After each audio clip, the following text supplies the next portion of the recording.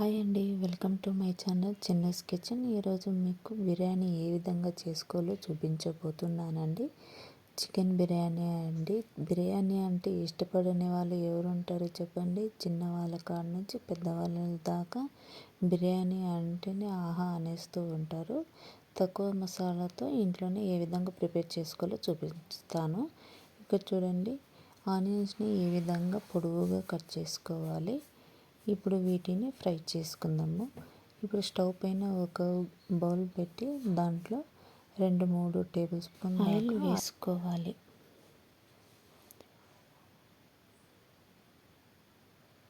ఈ విధంగా ఆయిల్ వేసుకొని ఆయిల్ బాగా వేడి అవ్వనివ్వాలి. ఇప్పుడు ఆనియన్స్ పొడవుగా కట్ చేసి పెట్టుకున్నాం కదా, అవి ఈ విధంగా చేతి సహాయంతో బాగా స్మాష్ చేస్తూ మొత్తం కూడా పొడులుగా చేసి ఈ విధంగా వేసుకోవాలి. ఇలా చేస్తే ఆనియన్స్ బాగా ఫ్రై అవుతాయి. ఈ విధంగా బాగా కలుపుతూ ఆనియన్స్ని ఫ్రై చేసుకోవాలి. ఈ విధంగా స్పూన్ సహాయంతో కలుపుతూ ఉంటే ఒకే దగ్గర మాడకుండా ఆనియన్స్ మొత్తం కూడా బాగా ఫ్రై అవుతాయి. ఇక్కడ చూడండి, కలర్ కొంచెం చేంజ్ అయ్యింది కదా. ఈ విధంగానే కొంచెం బ్రౌన్ కలర్ వచ్చేంత వరకు బాగా ఫ్రై చేసుకోవాలి ఆనియన్స్. ఈ విధంగా ఆనియన్స్ అనేది ఎక్కువసేపు టైం ఒక 10-15 మినిట్స్ వరకు వేగడానికి టైం పడుతుంది కాబట్టి ఈ విధంగా తిప్పుతూ బాగా ఫ్రై చేసుకోవాలి. చూడండి, బాగా వేగాయి కదా, బ్రౌన్ కలర్ వచ్చేసింది. వీటిని ఒక బౌల్లో తీసి పెట్టుకుందాం. ఇప్పుడు 1 కిలో దాకా నేను చికెన్ని తీసుకున్నానండి. మీకు ఎంత క్వాంటిటీ తీసుకుంటారో అంత తీసుకోవచ్చు. నేను 1 కిలో దాకా తీసుకున్నాను. వీటిని బాగా వాష్ చేసి తీసుకుంటున్నాను. అందులో ఉప్పు తగినంత, కారం అండి తగినంత తీసుకుంటున్నాను. అందులోనే గరం మసాలా వేసుకుంటున్నాను. అదేవిధంగా చికెన్ మసాలా, అదేవిధంగా ధనియా పౌడరు, బిర్యానీ మసాలా, తగినంత పసుపు, అల్లం వెల్లుల్లి పేస్ట్, అదేవిధంగా ఫ్రైడ్ ఆనియన్స్, అదేవిధంగా పెరుగు తగినంత తీసుకోవాలండి. అదేవిధంగా ఒక హాఫ్ దాకా నిమ్మకాయని పిండేసుకోవాలి. వీటిని ఇప్పుడు బాగా కలిపేసుకోవాలి. ముక్కలకి బాగా మసాలాలన్నీ కూడా బాగా పట్టే విధంగా బాగా కలిపేసుకోవాలి. వీటిని ఇప్పుడు ఒక 10-15 మినిట్స్ బాగా కలిపేసి పక్కన పెట్టుకోవాలి. లేకపోతే ఫ్రిడ్జ్లో కూడా స్టోర్ చేసుకోవచ్చు. ఇప్పుడు అదే కడాయిలో నేను ఇంకా 2-3 టేబుల్ స్పూన్ దాకా ఆయిల్ వేసుకుంటున్నాను. ఒక స్పూన్ నెయ్యి వేసుకుంటున్నానండి. నెయ్యి వేసుకుంటే ఫ్లేవర్ అనేది బాగుంటుంది.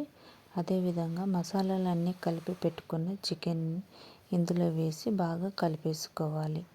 ఇందులో అనేది మీకు మసాలాలు ఏమేమి వేసుకున్నానో క్లిప్ అనేది డిలీట్ అయిపోయిందండి.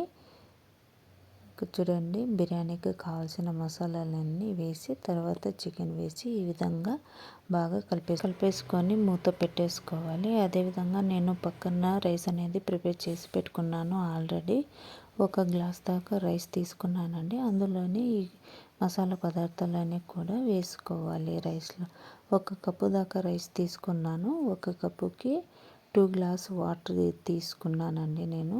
అందులోని బిర్యానీ మసాలాలు వేసుకొని, అదేవిధంగా కొత్తిమీర వేసుకొని, అదేవిధంగా ఉప్పు కూడా వేసుకొని ఈ విధంగా కలిపి ఉడకపెట్టేస్తున్నాను. ఈ విధంగా ఉడకపెట్టుకోవాలి. పూర్తిగా ఉడకపెట్టకూడదు బియ్యాన్ని.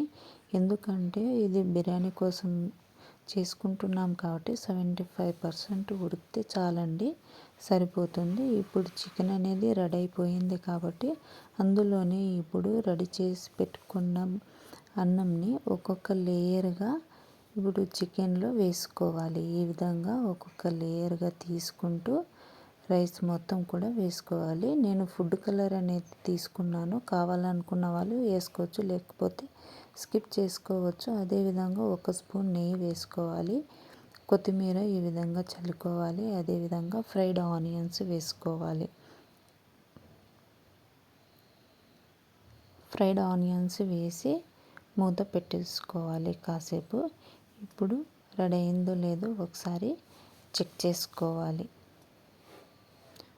చూడండి పర్ఫెక్ట్గా ఉడికిందండి. ఈ విధంగా బిర్యానీ అనేది ప్రిపేర్ చేసుకుంటే వేడి వేడిగా బిర్యానీ అనేది రెడీ అయిపోతుంది. ఇంట్లో చిన్నవాళ్ళు కానీ పెద్దవాళ్ళు కానీ చాలా ఇష్టంగా తినేస్తారు తక్కువ మసాలాతో. ఈ విధంగా ఇంట్లోనే హ్యాపీగా ప్రిపేర్ చేసుకోవచ్చండి. మా ఛానల్ గిన మీకు నచ్చినట్లయితే ప్లీజ్ ఛానల్ని సబ్స్క్రైబ్ చేసుకోండి, ఛానల్ని లైక్ చేయండి. అదేవిధంగా ఇంట్లో మీరు కూడా ఈ విధంగా ప్రిపేర్ చేసి ఏ విధంగా వచ్చిందో కమెంట్ చేయండి. Thank you.